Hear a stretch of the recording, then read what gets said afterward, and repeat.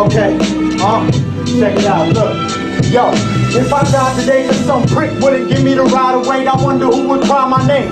I think hip-hop is a way to evoke mindset, like evoke thought, and to evoke movement, like evoke thought in your mind and evoke like movement in your body. So like hip-hop is also like an educational tool, like I said, and hip-hop is also something for fun.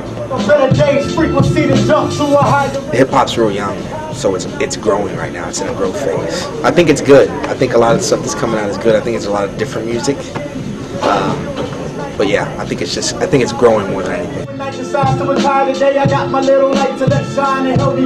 Hip-hop showed me like a love that I didn't know I had. You know, I was gonna be a band director. I played saxophone, you know what I'm saying? I had like my goals.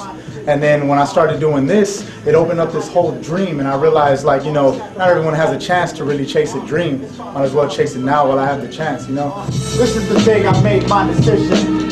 Hip-hop emerged for like something that invoked like social change and like political change, and then put on analysis of like what was happening there at that time, like when hip-hop first started. I mean, hip-hop is like any other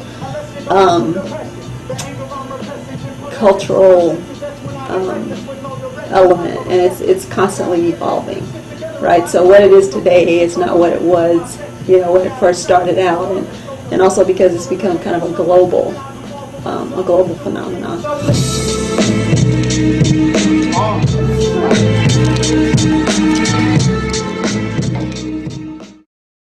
Well, some of the major stereotypes are like there's just video chicks in all of the videos, so it's like a devaluation of women in the hip-hop culture and the hip-hop society.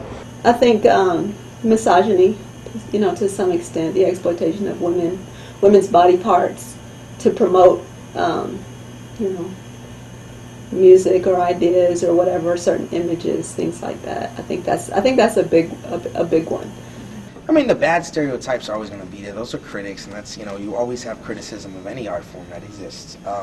I think that if we could start getting a more positive light on what hip-hop actually does, because it exists, whether people want to acknowledge it or not, what it does, its revenue-generating capability, it's actually, we use, you know, in student organizations like what we use at the Hip Hop Congress, and what I've seen it do in other programs for academia from, you know, elementary all the way through college, using hip-hop. It does a lot. It does a whole lot, and it can reach and kind of break over a whole lot of medians and barriers. Honestly, man, I think hip-hop ruined relationships, honestly, man. Everybody's talking about, you know, stealing your girl and, you know what I'm saying, going to the club and bitches this, bitches that. I mean, you know, it's just, they think we're all ignorant. They think we're all ghetto. You know what I mean? There's people out there that aren't about that. There's people like Lupe Fiasco. They're about positive stuff, you know what I mean? But they're not the ones looked at the top. You know, the ones at the top are the people who rapped about selling crack, you know what I mean? And that's cool and everything. You respect the grind of everyone and how they got to where they were.